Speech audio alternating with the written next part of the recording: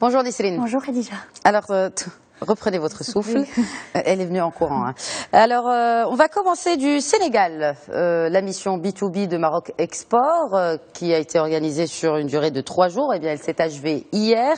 18 entreprises ont fait le déplacement pour booster les investissements entre, bien sûr, Rabat et Dakar. Pouvez-vous nous en dire plus? Cette opération s'est traduite concrètement par des actions promotionnelles touchant plusieurs secteurs, à savoir celui des services. Maroc Export s'est également fixé l'objectif de consolider la coopération sud-sud en faisant du Sénégal un véritable hub régional.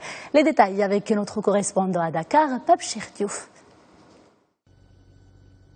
Par cette visite guidée, ces hommes d'affaires venus de 18 entreprises du Maroc opérant dans le secteur du conseil et du service ont fait le tour de la question industrielle au Sénégal. L'objectif de cette mission B2B, franchir une nouvelle étape dans les relations économiques entre le Sénégal et le Maroc. Pour cela, différents secteurs d'activité ont été ciblés.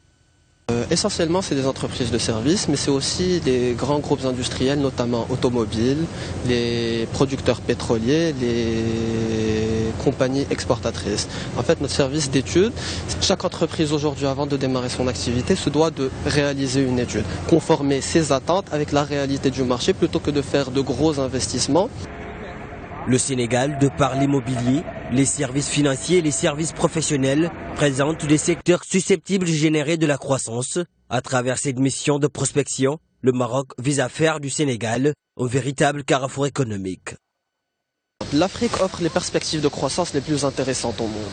Et parmi tous ces pays qui peuvent être intéressants au niveau de l'Afrique de l'Ouest, le Sénégal est celui qui offre le plus de garanties aux investisseurs, notamment marocains. Donc dans cette logique, s'implanter ici à Dakar nous permettrait d'en faire un hub régional, un point d'accès vers tous les pays limitrophes, notamment la Côte d'Ivoire, le Mali, le Burkina Faso, le Cameroun. Cette mission B2B initiée par Maroc Export en collaboration avec la Fédération Commerce et Services, encore une nouvelle étape dans la consolidation des liens solides entre le Maroc et le Sénégal.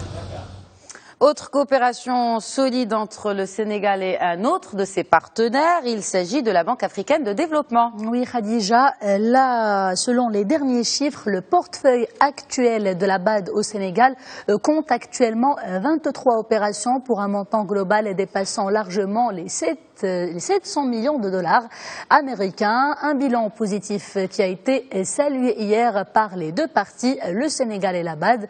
Pour rappel, les projets financés par la Banque africaine de développement au Sénégal touchent divers secteurs et visent principalement à promouvoir l'emploi et l'entrepreneuriat agricole, ainsi que l'accès à l'eau et à l'amélioration du cadre de vie en milieu rural. La BAD a renouvelé hier sa volonté de soutenir dans les années à venir le développement du Sénégal à travers plusieurs opérations. Khadija. On enchaîne avec cette première au Nigeria. Le pays a commencé la production de son pétrole à partir de Lagos, alors qu'elle était jusqu'ici concentrée dans l'est du pays.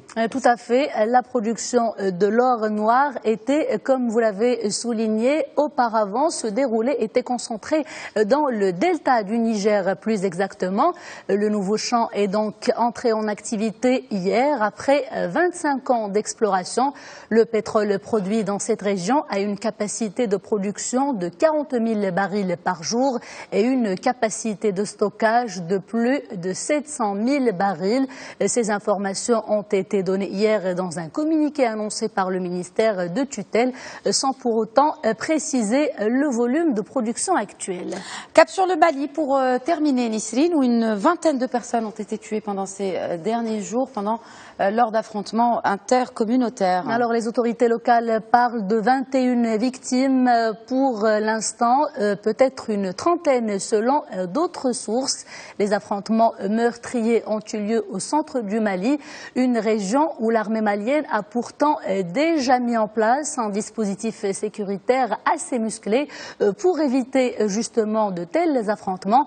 Les associations nationales de défense des droits de l'homme s'inquiètent de ce regain de violence et demandent demande aux autorités maliennes d'intervenir et d'enquêter. Un appel qui a trouvé écho puisqu'une mission gouvernementale a été d'ores et déjà envoyée sur place. Et c'est du Mali que l'on referme ce JT Afrique. Et vous pouvez reprendre vos souffles et justement reprendre un rythme normal de week-end et vous reposer largement. Merci à vous aussi.